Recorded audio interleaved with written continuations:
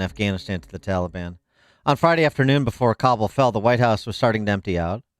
Many senior staff prepared to take their first vacations. Biden had arrived at Camp David. Secretary of State Anthony Blinken was already in the Hamptons. Of course, why not? Mm-hmm. The outcome stunned top U.S. officials, Washington Post reporting, several of whom had been on vacation, having expected the pro-Western government to hang on for weeks, if not for months or even years longer.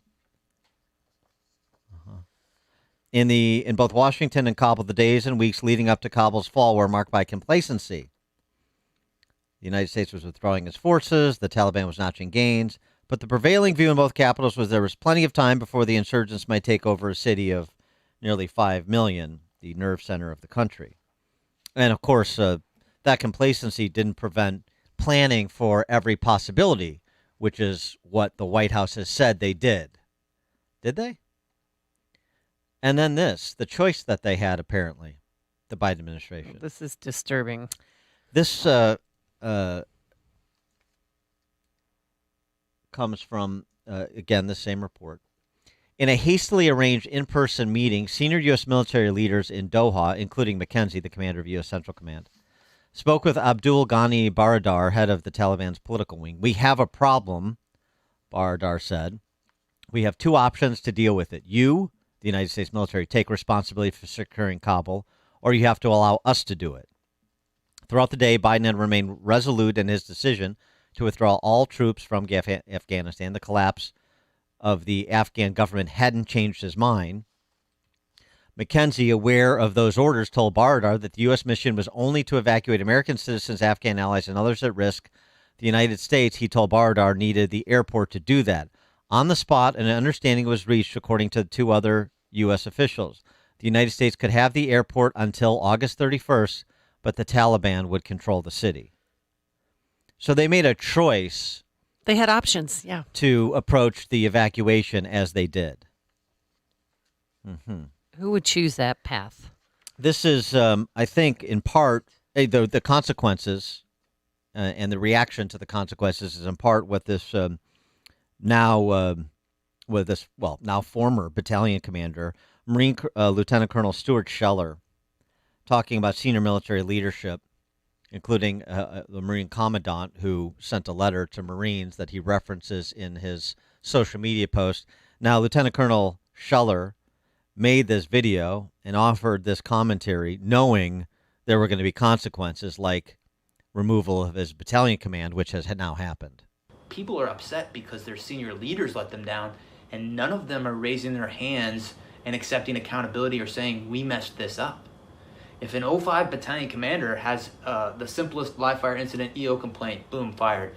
But we have a Secretary of Defense that testified to Congress in May that the Afghan National Security Force could withstand the Taliban advance. We have chairmen of Joint Chief, who the Commandant is a member of that, who's supposed to advise on military policy. We have a Marine combatant commander. All of these people are supposed to advise. And I'm not saying we've got to be in Afghanistan forever, but I am saying, did any of you throw your rank on the table and say, hey, it's a bad idea to evacuate Bagram Airfield, the strategic air base, before we evacuate everyone? Did anyone do that? And when you didn't think to do that, did anyone raise their hand and say, we completely messed this up? I've got battalion commander friends right now that are posting similar things, and they're saying, wondering if all the lives were lost and if it was in vain, all those people that we've lost over the last 20 years. And he goes on to say that we're all part of a chain. While every link may not be tested, the strength of the chain is only as strong as each link, and you got to be, good links, something like that. And what I'll say is, from my position, potentially all those people did die in vain if we don't have senior leaders that own up and raise their hand and say, we did not do this well in the end. Without that, we just keep repeating the same mistakes. This amalgamation of the economic / corporate / political / higher military ranks are not holding up their end of the bargain. For more on this, pleased to be joined for a weekly conversation with Lieutenant Colonel Jim Carafano, VP of the Catherine and Shelby Cullom Davis Institute for international studies at the Heritage Foundation, and author of the recently released book, Brutal War, Jungle Fighting in Papua New Guinea, 1942. Jim, thanks for joining us. That Lieutenant Colonel, that Marine Lieutenant Colonel, said something about the senior leadership of the U.S. military you've been saying for some time. Yeah, here's the difference, and you know, I have a tremendous defense team here. They're incredible. I have a senior military officer from each one of the services on my team, all guys with incredible operational and leadership experience. One of them a former 3-star general. They agree with a person that, and should be clear here, the difference between the message and the messenger. Mm-hmm. It is not appropriate for an officer in uniform, wearing uniform, to be making public statements like that. Just not. Mm-hmm. It's prejudicial to good order and discipline. If he wanted to do that stuff, he should have resigned first. He can say whatever he damn well pleases, just like I do. I've been retired from the military for, over 24 years now. So I don't disagree with a lot of what he said. It is not appropriate. Look, you have a choice. If you are given a lawful order and you don't like it, you can resign. If you're given a order that is not lawful or appropriate, you have a perfect right to complain to your chain of command. But you do not have a right to run around and publicly comment about that. It's just not. I understand that, and so does he. I mean, in the video, he basically essentially suggested, "I know there's going to be consequence. I had to think through the consequences." But he was wrong. He knows, that's fine. He knew he was wrong when he said that. Yeah, I know. He knew he was going to be fired, and he's essentially exploiting that for his own personal gain by making himself a martyr. That is not the correct process. The correct process would have been him to resign his commission and then say whatever he damn well pleased, wearing a coat and tie. I'm fine. I'm fine with that assessment. I concede your point, but I'm just saying, sort of this to me, in maybe this is an example of self-indulgence on his part, but it also speaks to perhaps where morale is and where belief in the senior leadership of military is, even if this was the imperfect messenger in the wrong channel. Yeah, I have publicly said, I wrote this article in the Washington Times, this is the worst generation of senior military leadership I have ever seen, and they shall all be fired. And we should not all be surprised by this, right? We have civilian command of the military. The generals that are here today are not the generals, really, that are, by and large, grown by Donald Trump. These are generals that largely were promoted for 8 years under Barack Obama. That's the crop of senior leaders that we have today. And they're the worst I've ever seen. I don't dispute.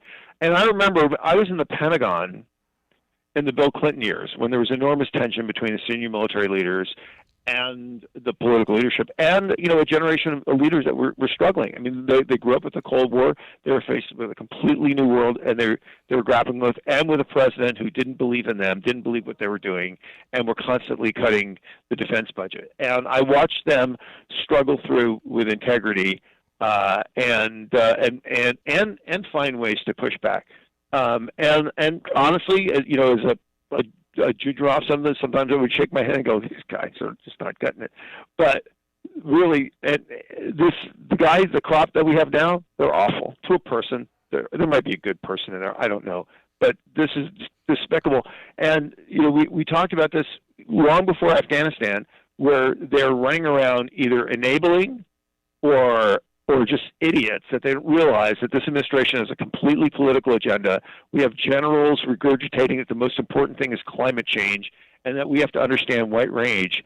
And we know in the rank and file of the military, we have real operational jobs to do. They're much, much more important and are really the core of what we do. And when we neglect them and we don't push back on the civilian leaders who make stupid things, people get killed. And that's exactly what happened here. People got killed because the senior military leaders took their eye off the ball, and they enabled a corrupt and cowardly and incompetent political leadership to drive the train off the cliff. So as the final hours are upon us, I mean, tomorrow the Taliban takes over. How are we going to get the last remaining evacuees out? Will the Taliban keep the airport open, and what capabilities do we still have after the deadline to get those Americans out and the allies? Well, right now, any American left in the country is a coin of the realm because every terrorist in the universe would like to take them hostage because it's a way to continue to embarrass and humiliate the United States. And Biden, every Afghan official and their family are being hunted down. I mean, I get emails on this every minute, and to be hunted down and killed as we speak. So this doesn't go away. And I know in the White House, there are nightmare scenarios. I wake up in the morning and there's an American with a blindfold in a basement somewhere, held captive by ISIS-K or whatever. And so that problem is going to persist for some time, and we have very little capacity to do that. And the Taliban just saying people can still leave it, this is a lie. They're bloodthirsty thugs, and they always will be. And then the second problem is right behind that, which is the terrorism. I know people are focused on ISIS-K. They're just useful idiots. That on the one hand, the Taliban say, you need us to protect you from ISIS. On the other hand, they're thrilled that ISIS is out tracking and killing Americans and humiliating us. But the Haqqani network's there, the Pakistani intelligence service, Al-Qaeda is going to be invited back in. The leaders are going to come back from Iran. They're going to rebuild a global infrastructure, and they are absolutely committed to a global jihad against the United States. And the ISI is absolutely committed to turning these terrorists and attacking India. It's you know what kind of show it is, and you know the adjective that it starts with. Well, I mean, you had a commander-in-chief who a week ago said, that Al-Qaeda is gone from Afghanistan. I mean, and they operate in half of the provinces in that country at present. So there's a complete ignorance about the reality on the ground, or duplicity, or some combination of the two, however that plays itself out. So with respect to evacuations of those stranded, dare I say, in Afghanistan, is it Pineapple Express and other private actors? That's what this is left to now? Well, that's. I mean, I'm sure that the CIA and other people will go in and do some stuff, but it does seem that most likely most people are going to try to get out by overlet. I mean, look, even if the Taliban are controlling the airport, and if you have commercial airlines that are willing to fly in there, good luck. Yeah. Who's going to risk going through the Taliban to get to an airplane? Right. So people are going to try to get out overland. Uzbekistan, Tajikistan, Pakistan. Some people are going to go to Iran. The senior leadership of the Al-Qaeda has been living open. They're going to come back to Afghanistan. And this administration is still going to pursue the Iran deal, which, if you think about it, it was a bad idea before. Now it's a catastrophic idea. Essentially you're creating this open pathway from China, Afghanistan, Iran into the West. I mean, it is literally madness. And it's very clear from this administration that their strategy has not changed. Is the way they're going to deal with this is they're going to disengage, they're going to expect others to do it, and then they're going to rely on these, over-the-horizon special op things, which when you have no visibility in theater, you're literally lobbing a rock over a wall. So, and there's zero evidence that this administration recognizes their failures, recognizes that their strategy is completely going to fail, and has any clue. So the result is, on the 20th anniversary of 9/11, the Taliban will own more territory than they did on 9/11, have more money, more military, more friends. This is the victory that bin Laden had always believed in. And we are going to be more fearful on the 20th anniversary of 9/11 than we were on the real 9/11. The two decisions that were mentioned at the outset of our discussion, Bagram Air Force Base closure, right. You have essentially finger pointing between Biden and the chairman of the Joint Chiefs of Staff, right. General Milley, saying, "Oh, that was a military decision," says Biden, and Milley says, "Well, we were told to guard the embassy or provide security for the embassy, and we couldn't do both." So. Are either one of them right? Well, I mean, obviously they're both wrong. I mean, Biden says you can do whatever you want, but you can't put any more troops in. That created an impossible situation.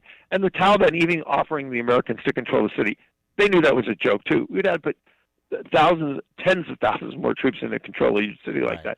So that was not a realistic option. So Biden gave them an unacceptable choice, and they did it, but. They realize that essentially they're putting themselves at the mercy of the Taliban, and whoever thought that would go well is just an idiot. Well, that's it. So the Taliban give them this Hobson's choice of control the city or control the airport. But what were they really trying to do? Just make America own whatever happens at that airport.